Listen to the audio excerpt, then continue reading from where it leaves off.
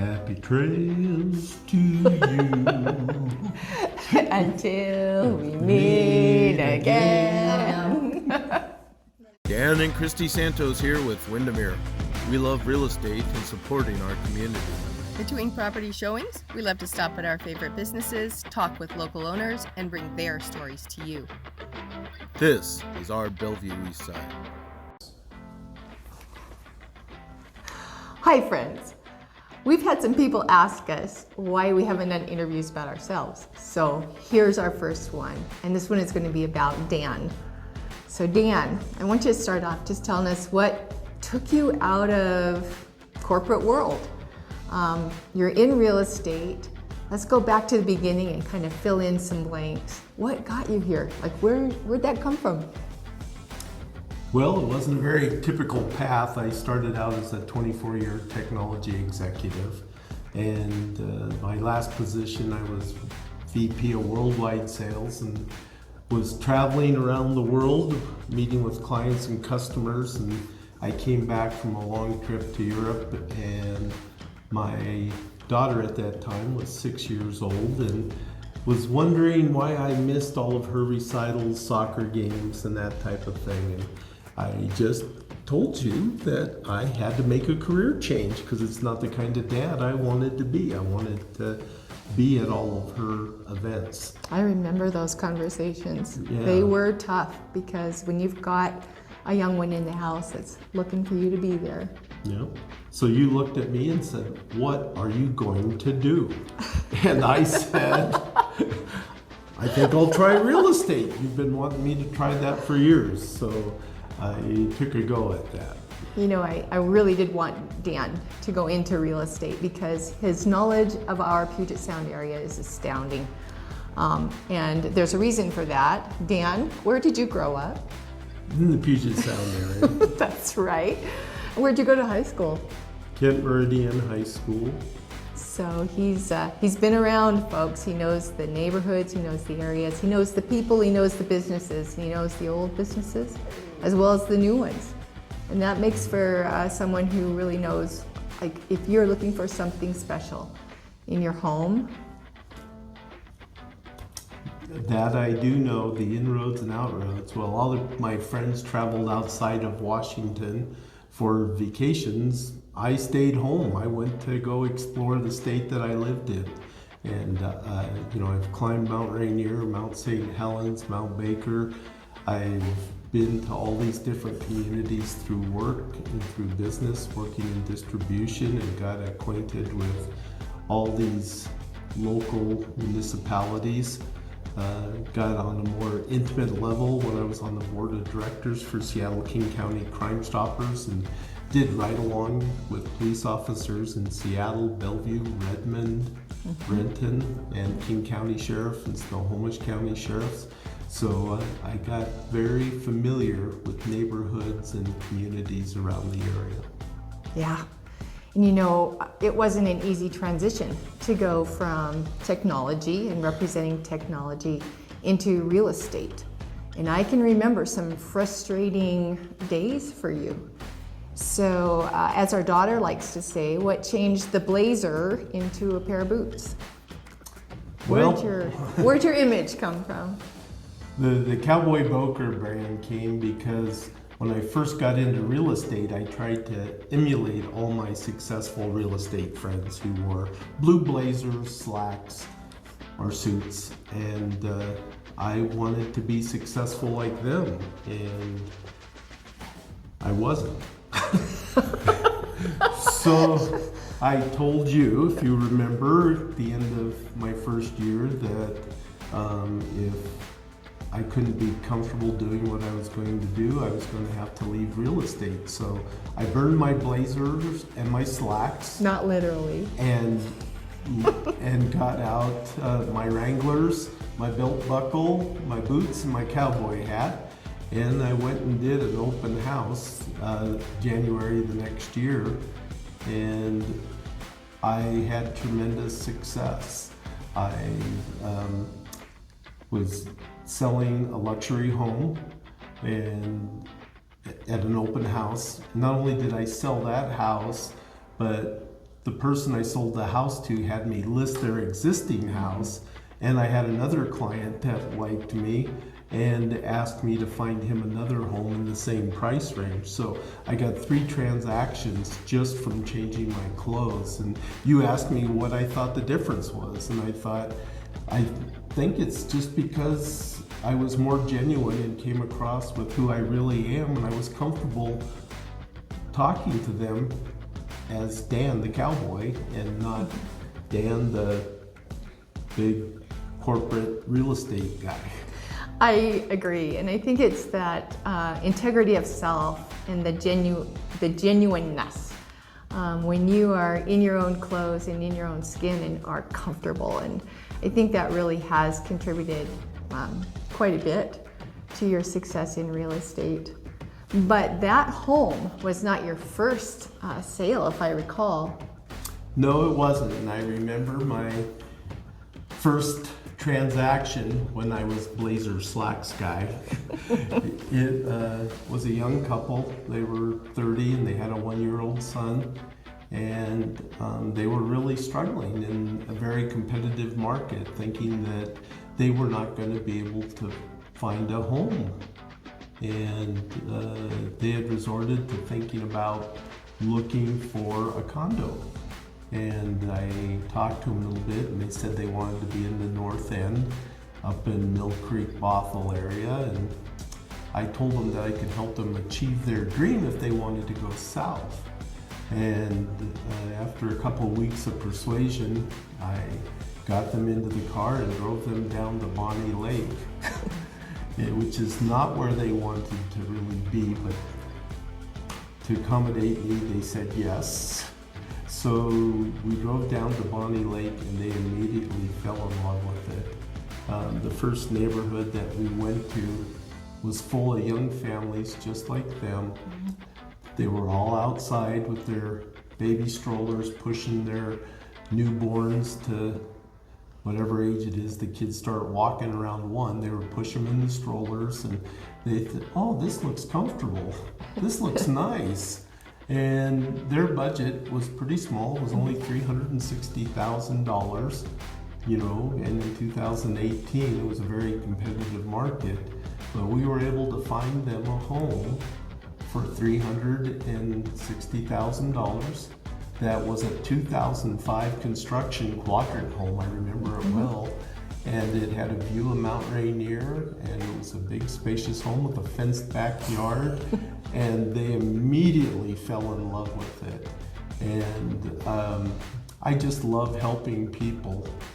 And when we closed on the house and I went down there to meet them and give them the keys to their brand new home, I handed them their keys and said, congratulations, you're first time home buyers.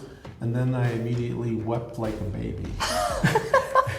It was the best feeling I think I've ever had in my life, being able to help a young family achieve their dream and something that they thought wasn't going to be attainable for them.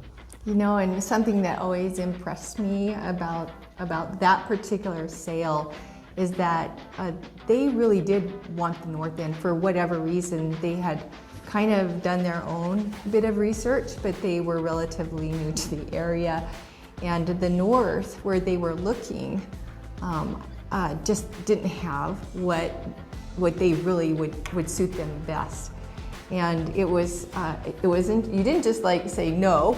I remember you taking them to several homes, doing your best to really lodge them in the area that they wanted to go, but you knew that the larger area well enough to be able to redirect and propose other solutions, other options, and ultimately they just were incredibly happy. We're still good friends with them to this day. Yeah.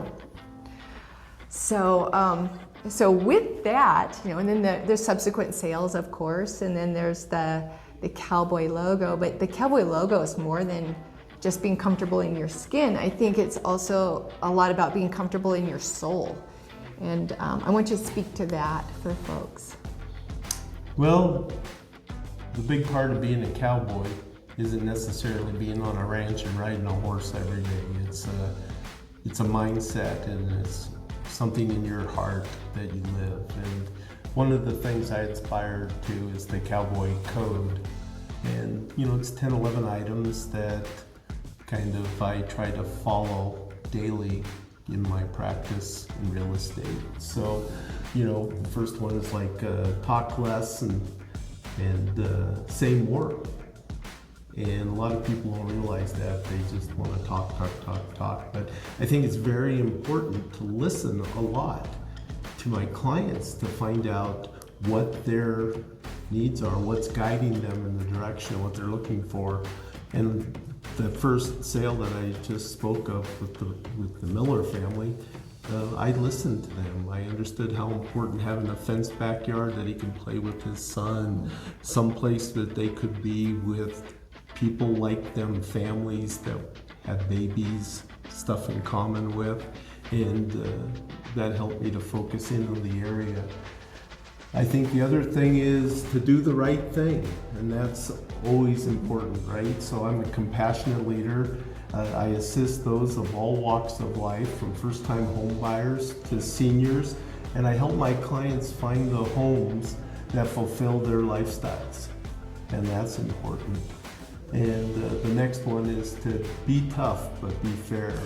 And I'm a steadfast negotiator. One thing I will say that I still use in real estate today was all the negotiating training classes I learned at Microsoft.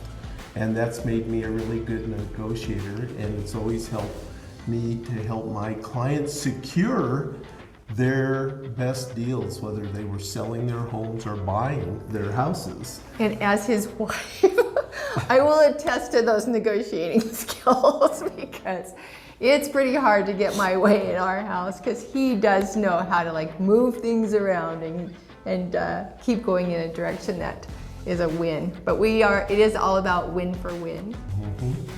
The other part of the Cowboy Code is to take pride in your work. And if there's anything I know, that anything worth doing is worth doing right. And that comes from just being honest, transparent, trustworthy, and dependable with all my clients. Mm-hmm. And other things, not getting into a lot of detail, but to live each day with courage, not to be afraid to go try new areas, new things, new methodologies that help people get the homes that they're looking for. Always finish what you start. Once I start for you, I will finish until we get you into the home you're looking for.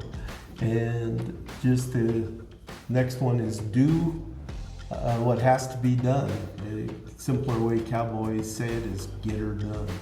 And that's what I like to do, is get it done for my clients. That's very true to Dan's personality. He is a get her done personality. Yeah. And then always keep your promises. I don't overpromise and underdeliver. I always believe of underpromising and delivering on everything. So if I give you my word on something, I'll find a way to get it done. That's just the way that is. And knowing where to draw the line. I think a lot of times for my clients, on deals, and where the line is in terms of what's best for my clients. So I like to do that. And two more last two are kind of the most important to me. There is ride for the brand. People go, Dan, what's ride for the brand mean? And cowboys have always had that as a slogan or a motto. When they worked for a ranch, they worked for that rancher. They were loyal. They were committed to get it done. And when I take you on as a client, I'm riding for your brand. And I will be loyal to you to complete that job. Yeah, I can hear the heartfeltness in that statement and how true it is. My family had a brand in Wyoming. It was the 95 Ranch, and that brand is passed down from generation to generation. Mm-hmm. And the loyalty that number inspires in our family is incredible. So when Dan says ride for the brand, he's riding for loyalty to you and as a fiduciary over your estate in that small matter. That means a lot. That means a lot to him. And the last thing, and I think maybe the most important of all things, is remember that some things aren't for sale, and the best things in life aren't things. And, it's not always about the money. It's not always about what you're spending. For me with the Millers, I've sold $2 million homes. Probably the most joy I ever got was on a $360,000 home, and what it was able to mean for that family. Yeah, for that couple. Yeah. Yeah, real estate has become a life for Dan, and it's just watching his transformation over the past years has been inspiring. It has truly been inspiring, even for me as his wife, and I think our daughter Breland would also attest to that. But I would like you all to know a little bit more about Dan the man, like inside and outside of real estate. So Dan, share with us a little bit about, what do you like about Newcastle?